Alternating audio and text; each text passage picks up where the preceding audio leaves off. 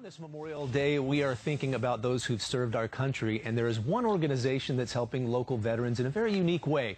And with us right now, we have a military veteran, former assembly member, and founder of Three Wise Men. It's Nathan Fletcher. Nathan, great to see you again. Thanks for joining us. Good morning. Yeah, thank you for having me on. And I do want to thank you for your service first off. You're a decorated U.S. military veteran. Thank you. I appreciate that. And you're here today to talk about Three Wise Men. Yeah. And this is something you started. Tell us. Well, so it really is appropriate on Memorial Day. You know, a lot of folks confuse Memorial Day and Veterans Day, and it's really important to those who served in their family. You know, Memorial Day is the day that we honor those who gave their life, those who made the ultimate sacrifice, those who died in combat.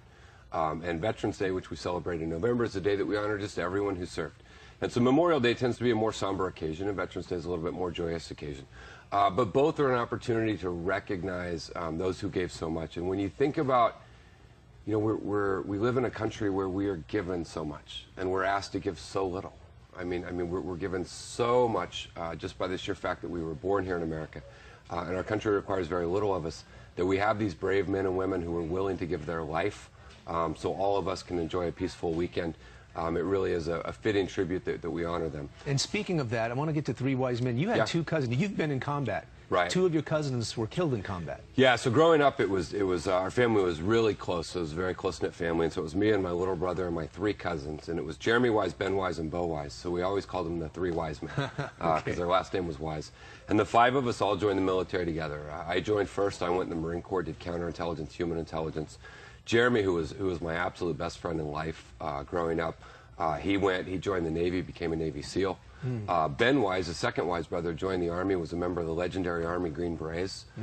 Baby Bo, we always called him Baby Bo. He was the smallest of the Three Wise Men. Not the smallest, he was the youngest. And he brought it home strong and joined the Marines. And then somewhere along the way, my little brother lost his way and joined the Navy, which the two Marines, we gave him an infinite amount of grief over joining the Navy. Sure. But between the five of us, we did thousands and thousands of days at war. And when you have two Marines, Navy SEAL, a Green Beret, and a pilot, the odds are not in your favor.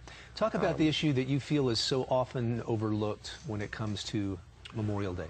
Well, so on Memorial Day, we honor Jeremy Wise. You know, December 30th, 2009, Jeremy Wise ran towards the sound of danger, towards a suicide bomber, and Jeremy was killed. 2 years later, in January, 2 years later, Ben Wise charged into a cave in Afghanistan, and he never came out, and he was killed. And so on Memorial Day, we appropriately remember and we honor Jeremy and Ben, and we take care of their families. But I think that the real issue that we need to focus on this Memorial Day is those veterans who survived combat, but then came home and couldn't survive the peace that followed. Every day in America, we lose over 20 veterans a day commit suicide. And those are lives lost to combat, but they're lost here. On U.S. soil. On U.S. soil. And with proper care and attention and outreach and with diagnosis and treatment, we can stop that, and that's essentially a life that we get back. And so this Memorial Day, we're doing a real focus to say, look, we're going to tell the story of Jeremy and Ben, and we're going to honor them, but we're also going to include in that group telling the heartbreaking story of veterans who survived combat but couldn't survive peace, in hopes that their brothers and sisters out there will reach out for help.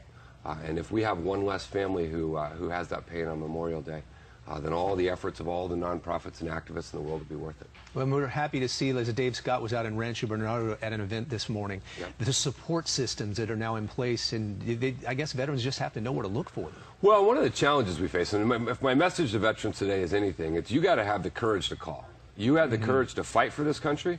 You had the courage to confront the most evil forces in the world. You had the courage to charge into buildings knowing there were terrorists on the other side. Now you're home and you're struggling, and because of what you went through, your brain was injured, and you didn't do anything wrong. There's no weakness. It's just an injury, just like a physical injury.